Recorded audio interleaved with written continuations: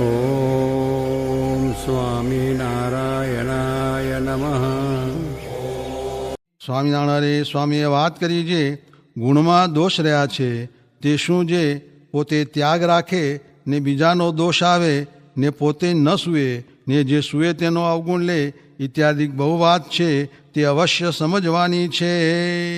સ્વામિનારાયણ હરે સ્વામીએ વાત કરી જે અધર્મ સર્ગ જબ કરત પ્રવેશા સુરનર મુનિ મહી નહીં સુખ લેશા.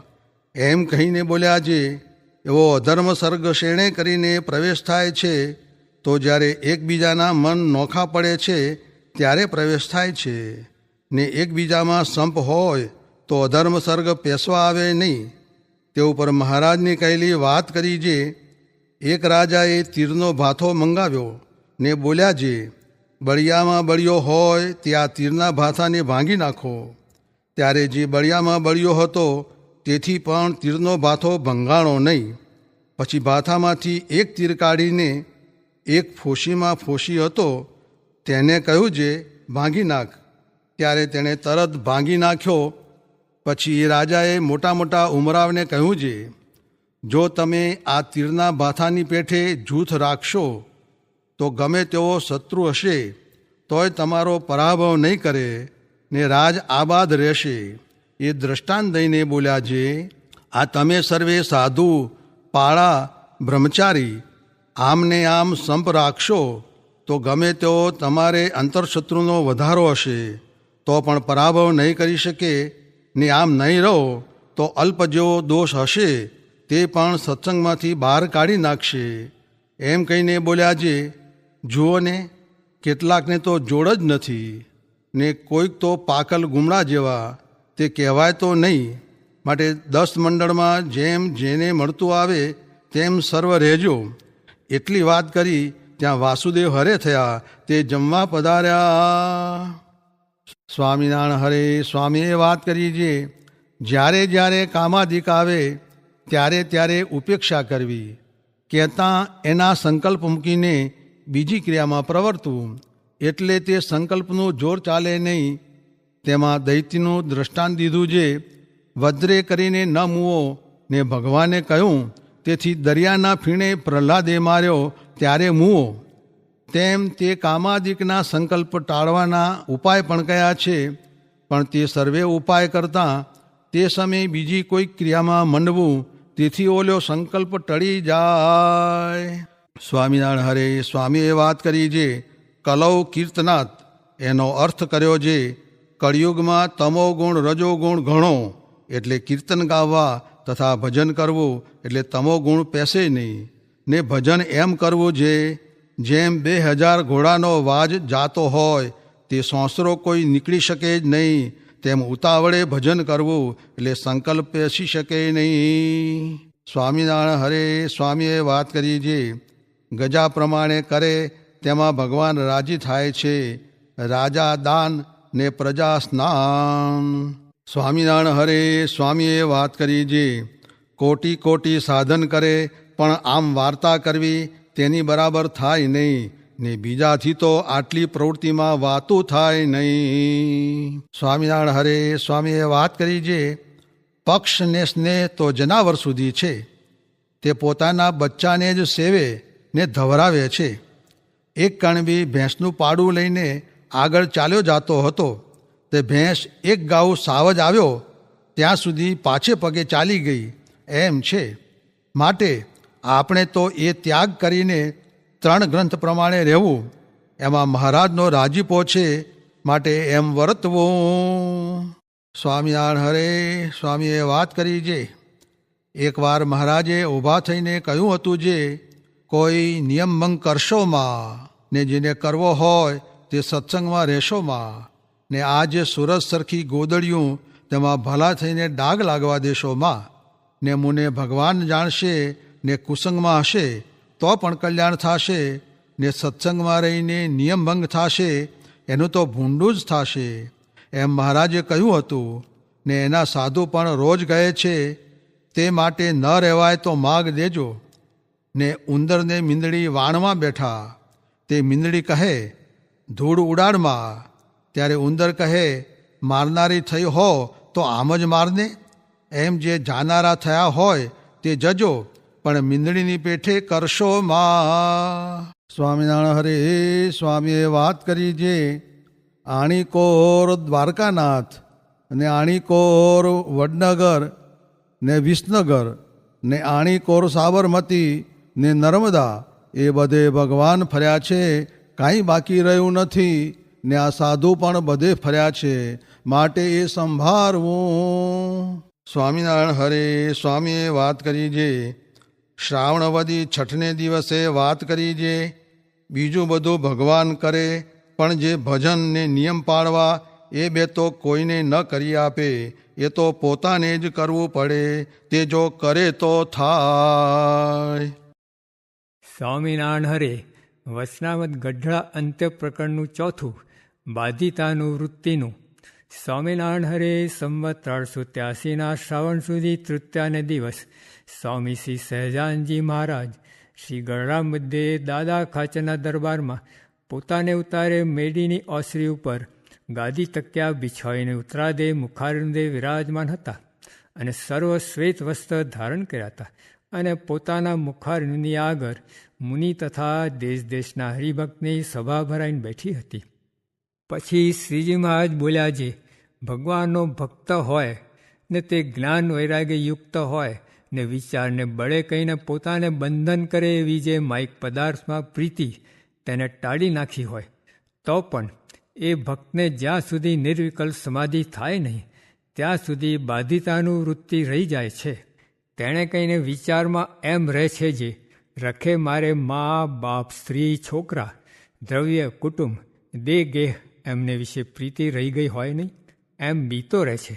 જેમ કોઈક શૂરવીર પુરુષ હોય, તેણે પોતાના સર્વ શત્રુ મારી નાખ્યા હોય, તો પણ તે મરેલા શત્રુ થકી પણ ક્યારેક બી જાય છે, તથા સ્વપ્નમાં તે શત્રુને દેખે ત્યારે બી જાય છે. તેમ તે જ્ઞાની ભક્તને પણ જે પદાર્થ અંતરમાંથી જૂઠું કરી નાખ્યું છે ને તેમાંથી પ્રીતિ તોડી નાખી છે, તો પણ બાધિતાનું વૃત્તિએ કહીને અંતરમાં માયિક પદાર્થના બંધન થકી બીક લાગે છે, અથવા ધન કલત્રાદિક પદાર્થની કોઈક સમય સ્મૃતિ થઈ આવે છે ત્યારે મનમાં બી જવાય છે, જે રખે મને બંધન કરે. એવી રીતે જે પદાર્થ અંતરમાંથી અસત્ય કરી નાખ્યા તે પદાર્થની સ્મૃતિ થઈ આવે તેને બાધિતાનું વૃત્તિ કહીએ. તે બાધિતાનું વૃત્તિ જ્યારે નિર્વિકલ્પ સમાધિ થાય ત્યારે નાશ થાય છે ને એ પુરુષને ખાધા પીધાની તથા દિવસ રાત્રિની તથા સુખ દુઃખની કશી ખબર રહેતી નથી. અને જ્યારે એ નિર્વિકલ્પ સમાધિમાંથી બહારને નિસરે ને સવિકલ્પ સમાધિમાં વર્તે ત્યારે તો બાધિતાનું વૃત્તિ રહે ખરી. માટે તે હરિભક્તને તાવ આવે અથવા દેહ પડવાનો સમો થાય ત્યારે બાધિતાનું વૃત્તિને યોગે કહીને ભગવાન વિના બીજા પદાર્થની પણ ક્યારેક સ્મૃતિ થઈ આવે અને તે સમામાં જે બોલાય તે પણ બરલા જેવું બોલાય અને ઓય બાપ ઓય માં એવા વચન પણ બોલાય. ત્યારે જે આ બાધિતાનું વૃત્તિના મર્મને ન સમજતો હોય તેના હૃદયમાં તે હરિભક્તનો અવગુણ આવી જાય, જે આ ભગવાનનો ભક્ત કહેવાતો હતો ને અંતકાળે આમ કેમ બદલે છે, એવો જે અવગુણ લેવાય છે તે બાધિતાનું વૃત્તિનો મર્મ જાણ્યા વિના લેવાય છે. અને આ સંસારમાં કેટલાક પાપી મનુષ્ય હોય ને તે અંત સમયે બોલતા ચાલતા ખબરદાર થકા દેહને મેલે છે, અથવા કોઈક સિપાહીને રજપૂત હોય તેના શરીરમાં ઘા વાગે એટલે ખબરદાર થકા અને બોલતા ચાલતા મરી જાય છે. માટે ભગવાનથી વિમુખ હોય ને તે ખબરદાર થકો દેહ મૂકે તો પણ શું તેનું કલ્યાણ થાય છે?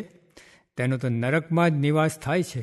અને ભગવાનનું ભક્ત હોય તે ભગવાનનું નામ સ્મરણ કરતો થકો દેહ મૂકે અથવા બાધિતાનું વૃત્તિને યોગે કહીને બેશુદ્ધ થઈને દેહ મૂકે તો પણ એ ભગવાનનું ભક્ત ભગવાનના ચરણારવિંદને જ પામે છે.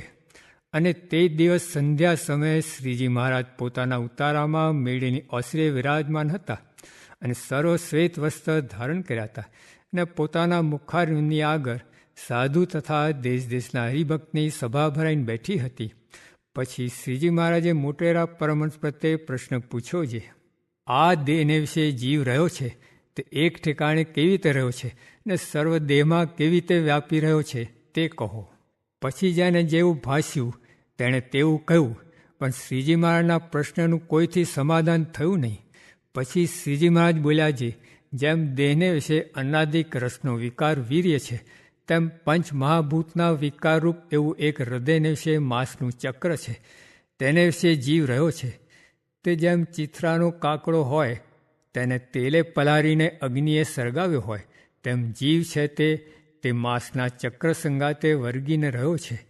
અને વળી જેમ લોઢાનો ખીલો હોય તેને વિશે અગ્નિ વ્યાપી રહ્યો હોય, તેમ માંસના ચક્રને વિશે જીવ જે તે વિશેષ સત્તાએ કહીને વ્યાપી રહ્યો છે, અને સામાન્ય સત્તાએ કહીને બધા દેહને વિશે વ્યાપી રહ્યો છે. માટે જે ઠેકાણે દેહમાં દુઃખ થાય છે તે સર્વ દુઃખ જીવને જ છે, પણ દેહના સુખ દુઃખ થકી એ જીવ જુદો ન કહેવાય. અને કોઈક એમ કહેશે જે જીવ તો પ્રકાશમાન છે અને માંસનું ચક્ર અને દેહ તો પ્રકાશે રહિત છે, તે બેને એકબીજામાં મળ્યા કેમ કહેવાય? તો એનો ઉત્તર એમ છે જે જેમ તેલ, કોળિયું ને વાટ તેના સંબંધ વિના એકલો અગ્નિનો જ્યોતિ આકાશને વિશે અધ્ધર પદ્ધર રહેતો નથી, તેમ પંચભૂતના વિકારરૂપ એવું જે માંસનું ચક્ર તેના સંબંધ વિના એકલો જીવ રહેતો નથી. અને જેમ કોળિયા થકી, તેલ થકી ને વાટ થકી અગ્નિ જુદો છે, તે કોળિયાને ભાંગવે કહીને અગ્નિનો નાશ થતો નથી, તેમ માંસના ચક્રને વિશે ને દેહને વિશે જીવ વ્યાપીને રહ્યો છે, તો પણ દેહને મરવે કહીને જીવ મરતો નથી.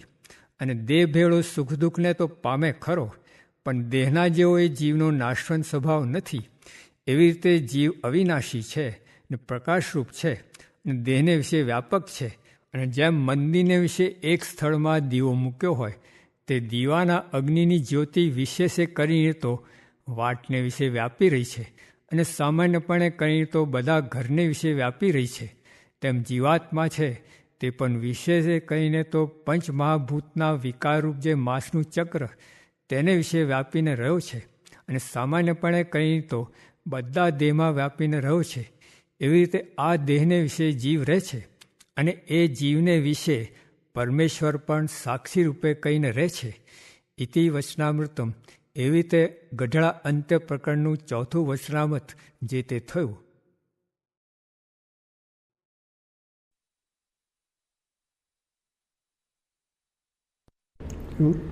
આ પ્રશ્ન છે આજના નવજુવાનિયા વચ્ચેના લવ અને લવ મેરેજનો પ્રશ્ન. બાપા, હવે તો જમાનો બદલાઈ ગયો, એટલે હવે આ લવની શરૂઆત સ્કૂલના અભ્યાસથી થઈ જાય છે, અને પછી કોલેજમાં તો યુવાનો અને યુવતીઓ સાથે ફરવાનું, સાથે બોલવાનું અને સાથે મોજ મસ્તી કરવાની. વળી કોલેજમાં જાત જાતના ડે ઉજવાય, અને મોબાઈલ હોય, ઇન્ટરનેટ હોય, એટલે એકબીજાની નજીક આવીને ક્યારે પ્રેમમાં પડી જાય છે એ ખબર જ નથી પડતી. બાપા sorry બાપા, યુવતીઓનો શિકાર વધારે બનતી હોય છે. સત્સંગી યુવતીઓ ક્યારે બીજાના શબ્દોમાં ભોળવાઈ જાય છે તેની ખબર જ નથી પડતી. પ્રેમ કરી બેસે છે અને પછી તેની પાછળ ગાડા થઈ જાય છે. કહેવાય છે ને, લવ ઇઝ બ્લાઇન્ડ. નથી જોતા નાક કે નથી જોતા જાત. અરે સત્સંગી છે કે નહીં તેની પણ પરવા કરતા નથી. હમણાં તો કેટલાક કિસ્સાઓમાં એવું પણ સાંભળ્યું છે કે હિન્દુ છોકરીઓ કેટલાક બીજા ધર્મવાળાને પરણી ગઈ. અને બાપા, આ બધું પ્રેમથી થાય છે મા બાપની જાણ બહાર. કેટલાક તો મા બાપને જાણ કર્યા વગર જ લગ્ન ગ્રંથિથી જોડી જાય છે, તો કેટલાક શૂરવીર પરણ્યા પહેલા પતિ પત્નીની જેમ ફરે છે. અને જ્યારે ઘરમાં ખબર પડે છે એટલે ચાલુ થાય છે ભીષણ યુદ્ધ. આ પ્રેમની પાછળ આંધળા થઈને બધા પોતાના ઘરને આગ લગાડી દે, માતા પિતાને દગો દે, અને છેલ્લે તો પોતાની જાતને પણ ખોઈ બેસે છે. અને પ્રેમમાં નિષ્ફળતા મળે એટલે આત્મહત્યા કરે છે. દિવસે ને દિવસે આ સંખ્યા વધતી જાય છે. કેમ શું? હા બાપા, આ રાકેશ જેવા કેટલાય યુવકો યુવતીઓ એવા છે જેમને શું કરવું કંઈ સમજાતું નથી. સત્સંગી હોવા છતાં આ લાગણીમાંથી છૂટી નથી શકતા. અને બાપા, યુવકો તો આપણી પાસે કે સંતો પાસે જઈને માર્ગદર્શન મેળવે છે, પરંતુ યુવતીઓ માર્ગદર્શન મેળવવા ક્યાં જાય? એટલે પછી ના છૂટકે ઘર છોડીને ભાગી જવાનો નિર્ણય કરી બેસે છે. બાપા, જાણે અજાણે આ બધી ભૂલો અમારાથી થતી હોય છે, તો આ ભૂલોમાંથી ઉગારવા માટે આપ અમને સાચું માર્ગદર્શન આપો. હા, બહુ મોટો પ્રશ્ન થયો છે તમારે. હવે જેને સત્સંગ નથી, કે જે બહુ બીજી રીતે પોતાની રીતે કરતા હોય, આપણે તો સત્સંગની વાત કરીએ છીએ. જો આપણે ખરેખર સત્સંગ સમજાયો હોય એનો મહિમા સમજાયો હોય કે આપણી સંસ્કૃતિ શું છે કે આપણા સંસ્કાર શું છે, એનો વિચાર જો આપણે કર્યો હોય તો બહુ વાંધો ના આવે. આપણા સંસ્કારની પરંપરા જોઈએ કે આપણા વડવાઓ કઈ રીતે વર્તતા હતા, કઈ રીતે પોતે રહેતા હતા. એ વખતે એમના વખતમાં લગ્ન તો થતા હતા જ. તમારા દાદાને પૂછો તો કેવી રીતે લગ્ન થયા હતા, પૂછ્યું જ કોઈ દિવસ? તમારી દાદીને પૂછજો, એને પૂછજો કેવી રીતે લગ્ન થયા છે. એ બે જણા કોઈ દાડો ભેગા થઈને વાત કરી પણ નથી. અહીંથી બ્રાહ્મણ ઘરેથી જાય છોકરા તરફથી, એટલે છોકરીને જોઈ આવે, મા બાપને આવીને કંઈક બરાબર છે. છોકરીવાળાનો બ્રાહ્મણ છોકરાને આવે જોવા, એ કહે છે બરાબર, બ્રાહ્મણ જ. હા, જે આપણા ગોર હોય ને એ ગોર જ જોવા જતા હતા અને બધા યશ થતા હતા અને એમની જિંદગી થઈ ગઈ પૂરી. દાદાની ને દાદીની બેની કોઈ દાડો તકરાર નહીં થઈ હોય, કોઈ દાડો મુશ્કેલીઓ નહીં આવી હોય કે એનાથી બીજા રૂપાળા પુરુષો નહીં દેખાયો હોય એને, પેલાને દુપારી દીકરી છોકરી નહીં મળી જોઈ હોય બૈરી, બધાએ જોયું છે. પણ એક જ જાણ્યું કે જેની સાથે હથેવાળો થયો એ જિંદગી પૂરી થવી જોઈએ. ભલે કંઈ પણ પ્રશ્ન થાય, કંઈ પણ મુશ્કેલી થાય, એ જે આપણા સંસ્કાર પરંપરામાં છે એ આપણી સંસ્કૃતિ છે. અને એ પ્રમાણે સમાજ સુખી હતો, આનંદ હતો, મુશ્કેલી નથી, કુટુંબ ક્લેશ કંઈ હતું ને સારી રીતે થતું હતું ને. દાદા દાદીને પૂછી જોજો, તમે ના હોય તો જોજો. એ તમારે છે કે જે યુવતીઓ છે બધાને પૂછવાનું છે કે દાદી દાદીને કેમ તમારે ચાલ્યું, કેવી રીતે સંસાર. આ તો અત્યારથી જ જોક નહીં, પોતાની ઈચ્છા પ્રમાણેની વસ્તુ છે. પોતાની ઈચ્છા હોય નહીં શકે. આપણી મર્યાદાઓ છે કે આપણા મા બાપ છે, આપણા વડીલ છે, અને આપણી એ રીતે આપણી સંસ્કૃતિ પ્રમાણે તમે બે જણા ભેગા થઈને નક્કી કરો. અને પછી પહેલું એમ નથી સમજતા કે મારે મા બાપ છે કે મારે ભગવાનની આજ્ઞા આમાં શું છે કે કેવી રીતે છે, એ વિચાર જ નથી આવતો. રૂપ જોઈને જુએ કે સારો બનેલો હોય કે સારો ચટાપટા કરીને ફરતો હોય એટલે એમાં મોહ પામી જવાનો છે. એ મોહ નથી, એ મોહ છે એટલે આપણને એ થાય છે. પણ એક પછી ગમે તે માણસ હોય ને ગમે તેવો હોય તો એની જોડે એક ખાલી રૂપાળો હોય કે જરા સારો હોય કે એ દેખીને થાય. પછી પાછું એની જોડે પહેલાં જ નક્કી કરી લે લોકો બે જણા કે મારે ને તારે નક્કી.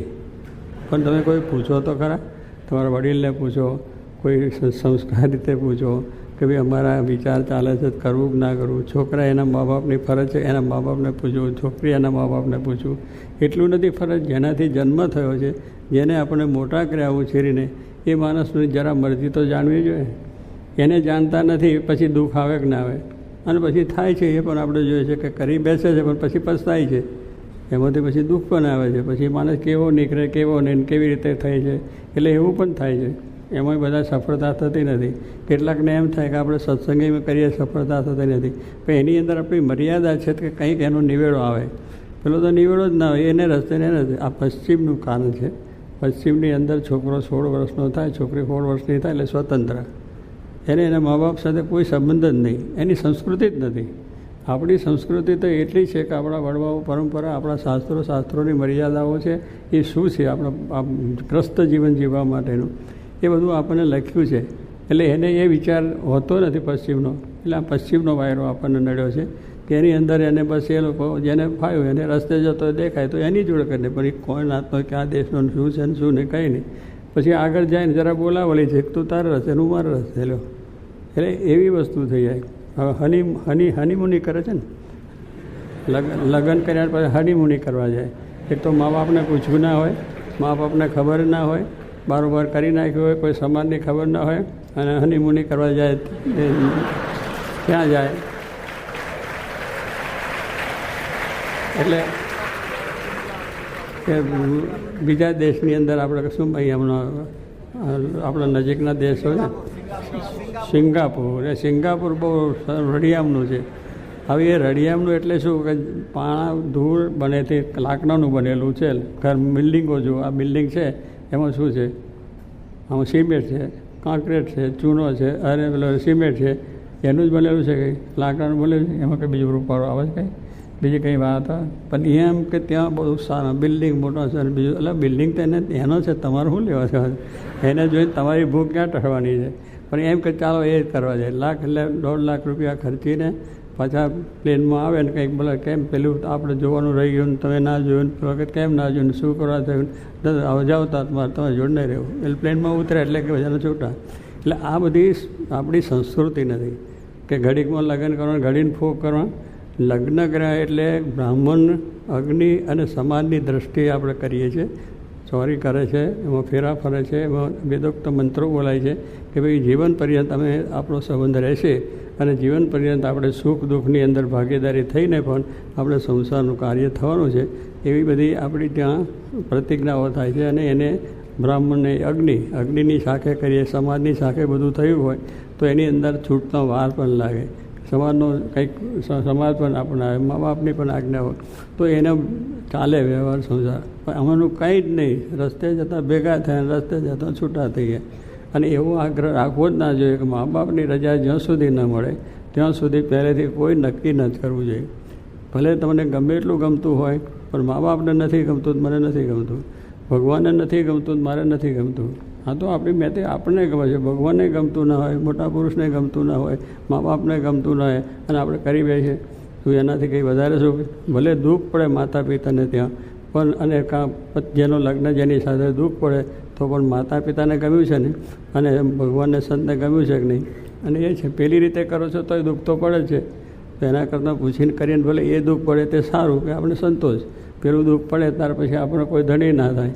માટે આ વસ્તુનું આપણી મર્યાદાઓ છે એને જાણવી જોઈએ, સમજવી જોઈએ અને પાકું રાખવું જોઈએ. આમાં કંઈ વધારે ફાયદો થતો નથી કે ચાલો બહુ છે સુખી સંપન્ન માણસ સાથે થતાં પણ દુઃખ આવે છે, ગરીબ પાસે થાય છે. સત્સંગી હોય તોય થાય, સત્સંગી ના હોય પણ સત્સંગી અને મહારાજની આજ્ઞા પ્રમાણે કે મોટા પુરુષની આજ્ઞા કે શાસ્ત્રોની જે મર્યાદાઓ છે અને જે આપણે માતૃદેવો પિતૃદેવો કયા છે એની જે આજ્ઞાઓ છે, રુચિ છે, એને સમજવા પ્રયત્ન કરવો જોઈએ અને એ કરવો જોઈએ. અને બીજું કે જો સમાજની અંદર એને પોતાએ વિચાર કદાચ થયો, છોકરાને થયો કે છોકરીને થયો, પછી એના મા બાપે વિચાર તો કરવો કે ભાઈ એ આપણે બરાબર સમાજમાં યોગ્ય છે કે એ છોકરાનો જે એને વિચાર કર્યો છે એમાં છોકરો પણ સારો છે, સમાજની દૃષ્ટિએ સારો છે, આપણા જે સંસ્કાર પ્રમાણે સારો છે, તો એની સાથે કરે.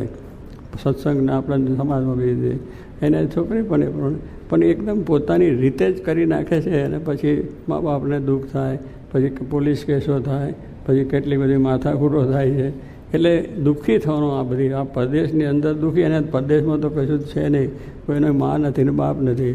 મા બાપ કોઈ મા છે તે શું કહે મૂરો ને પેલી ગાજર બે ભેગું થાય એટલે એમાં કશું થાય નહીં. એટલે આવી વસ્તુની અંદર આપણી સંસ્કૃતિને આ પશ્ચિમની સંસ્કૃતિ બધી જે તમે અત્યારે અહીંયા આપણે જે બધું વૈનાગી આવી છે કે આ બધી પશ્ચિમની છે. પશ્ચિમનો ધર્મ જુદો છે, એની બધી વિધિત રિવાજ જુદા છે, એને કોઈ આહાર વિહારની ખબર નથી, એને જુગાર રમવાની પણ છૂટ બધી છે, વ્યભિચારી પણ છે, બધા ઉઘાડા છોગા ફરે છે. એ આ બધું એમનામાં આપણી મર્યાદા છે. કપડાં વગર ના પહેરીને બધા વ્યવસ્થિત રીતે બધું રહીએ છીએ. પણ આપણે અત્યારનો જમાનો જોઈને આપણે બધા ફરતા થઈએ તો એમાં ભગવાન રાજી ના થાય. એટલે બધી મર્યાદા આપણી કુળની મર્યાદા સમજાય, સમાજની મર્યાદા રહેવે, ભગવાનની આજ્ઞા છે, શાસ્ત્રોની મર્યાદા. અને શાસ્ત્રની મર્યાદામાં તમે રહીને જો લગ્ન કરો તો તમને પોતાને શાંતિ થાય, તમને પોતાને થાય કે મેં ભાઈ કાયદેસર કામ કર્યું છે. અને પછી સમાજને પણ જાણે કે ના લોકો કાયદેસર લગ્ન છે અને ભગવાનને રાજી બધી રીતે આપણે મળતું આવે. અને એમ ન જો કર્યું ન હોય તો આપણને મનમાં ના થાય, સમાજમાં થાય કે આ બધા ભેગા. એટલે એકદમ આપણા માટે નકામું છે. એટલે શાસ્ત્રની મર્યાદામાં રહીને મોટા પુરુષોની આપણે જે રુચિ છે અને મા બાપની કે કુટુંબની જે મર્યાદાઓ છે એ સાચવીને જો કરવામાં આવે તો વાંધો નથી કોઈ જાતનો. પણ મનુષ્ય રીતે હઠ નહીં કરવી જોઈએ. બધી રીતે મા બાપ રાજી થાય એમ જ કરવું જોઈએ. એને મહારાજને ભગવાન સંતની આજ્ઞા અને શાસ્ત્રની આજ્ઞા શું છે એનો વિચાર પહેલો કરવો જોઈએ. સારું જોઈને કરવા જેવું નહીં. સારું દેખો પહેલાં કરી નાખો. પણ મેં કહ્યું કે પહેલાં પૂછી જો, પછી એકબીજાને જોઈ લે. કુળ કુટુંબ પહેલાં તો મોસાળ હોઈ જોતા હતા કે એનું મોસાળ કેવું છે ત્યાં સુધી કરે કે એને છોકરાને જુએ, છોકરાનું કુટુંબ જોઈએ, છોકરાના મા બાપ જુએ અને ત્યાર પછી એનું મોસાળ પણ જુએ કે મોસાળમાં કેવા સંસ્કાર છે. એટલું બધું જોવાતું હતું. અત્યારે ક્યાં જોવાનું, કોઈ સંસ્કાર જ નહીં જોવાનું. ગમે ફરતો દારૂ પીતો હોય તો બહુ સારો છે. એટલે પછી ધમાલ જ થાય ને. દારૂડિયા બધા ઘરમાં દારૂ પીના ઘણા પ્રશ્નો આવે છે કાગળ કે બધા દારૂડિયા હોય એટલે લગ્ન થઈ ગયા હોય પછી બિચારાને માર જ ખાવો પડે. બૈરાને માર જ ખાવો પડે છે. કંઈ પેલો આવે દારૂ પીને ઘર ઉપર ધમાલ કરે, કેટલા એવા કાગળ, કેટલાક એવા પાછા બૈરા પણ જરા ખબરદાર હોય તો ધનીને ધબકારે છે કે દારૂ પીને આવે. એટલે એવું પણ ચાલે. હવે આપણામાં તો કોઈ દે બને જ નહીં કે પત્ની છે તો પતિને મારતી હોય કે એ તો એક દેવ માને છે, પણ આપણી એ દ્રષ્ટિ જ નથી કે પતિ પણ દેવ છે, મા બાપ પણ દેવ છે, આપણા વડીલો છે, સમાજ આપણો ઉપર છે. આ બધી આપણી મર્યાદાઓ છે, એને જો સાચવીશું તો એમાં સુખ ને શાંતિ છે. ભલે અત્યારે આપણને બહારની રીતે દુઃખ દેવાતું હોય પણ એ બહારનું દુઃખ જ છે, એ સુખ નથી એમ સમજીને આપણી જે સમાજની મર્યાદાઓ, દેવની આજ્ઞા છે, સત્સંગની છે, સંસ્કૃતિ છે, સંસ્કારો છે, એને જેટલા સાચવીશું એટલી આપણને સુખ શાંતિ થશે અને ભગવાન રાજી થશે.